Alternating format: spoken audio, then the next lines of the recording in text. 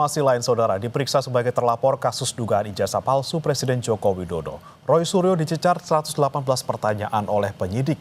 Roy Suryo diperiksa selama 6 jam di Polda Metro Jaya. Roy Suryo diperiksa sejak pagi hari hingga sekitar pukul 5 sore. Roy bilang dia menjawab semua pertanyaan yang diajukan penyidik. Selain Roy Suryo, hari ini satu terlapor lainnya, Rizal Fadilah, turut diperiksa. Ada 118 pertanyaan dengan 52 halaman. Ya, dan semua saya jawab clear, tidak ada yang tidak saya jawab, ya. Jangan salah, saya bukan tidak menjawab. Semua saya jawab.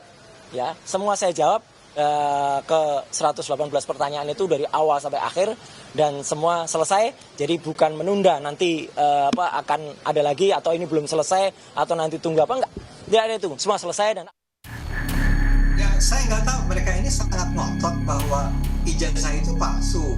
Tapi mereka sendiri juga mengaku tidak pernah melihat ijazah tersebut. Mengaku tak membawa berkas maupun bukti tambahan, terlapor kasus dugaan pencemaran nama baik Jokowi Roy Suryo menjalani pemeriksaan perdananya setelah laporan Jokowi naik ke tahap penyidikan. Meski Roy mengaku optimistis lolos dari jeratan hukum, politisi PSI Ade Armando menilai bila nantinya polisi menemukan bukti Roy CS pernah mengklaim ijazah Jokowi adalah palsu, maka status Roy dan kawan-kawan dipastikan naik jadi tersangka.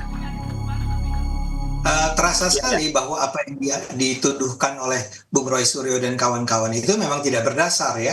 Tuduhan mereka bahwa ini adalah sebuah ijazah palsu itu sangat lemah.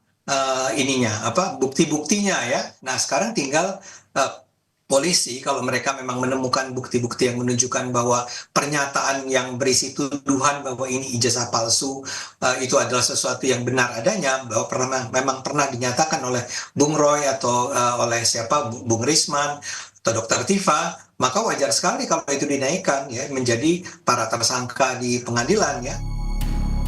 Namun Roy yakin pintu masuk meneliti keaslian ijazah Jokowi yakni dengan menguji keaslian skripsi, di mana Roy mengklaim skripsi Jokowi tidak ada lembar pengesahan ujian. Gini, jadi orang yang pernah kuliah, apalagi Bang Ade ini kan pernah dosen, saya dulu pernah ngajar bareng sama dia, ya gitu. Jadi artinya kita tahulah seseorang yang mau lulus itu kalau mau terbit ijazah itu pasti timbul karya terakhir, karya ujiannya. Kalau itu S1 yaitu adalah skripsi, kalau itu S2 yaitu disertasi, tesis, kalau S3 yaitu disertasi.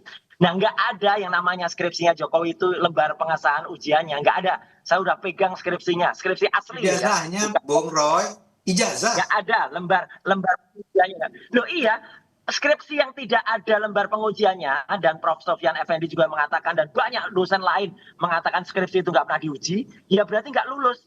Orang yang nggak lulus skripsinya, nggak lulus pendidikannya, nggak dapat ijazah lah. Secara maraton, penyidik Polda Metro Jaya mulai memanggil sejumlah saksi dari pihak terlapor. Selasa kemarin, polisi sudah periksa seorang jurnalis, aktivis perempuan, dan seorang YouTuber. Pemeriksaan para saksi terus berlanjut hingga Jumat nanti. Tim Liputan Kompas TV.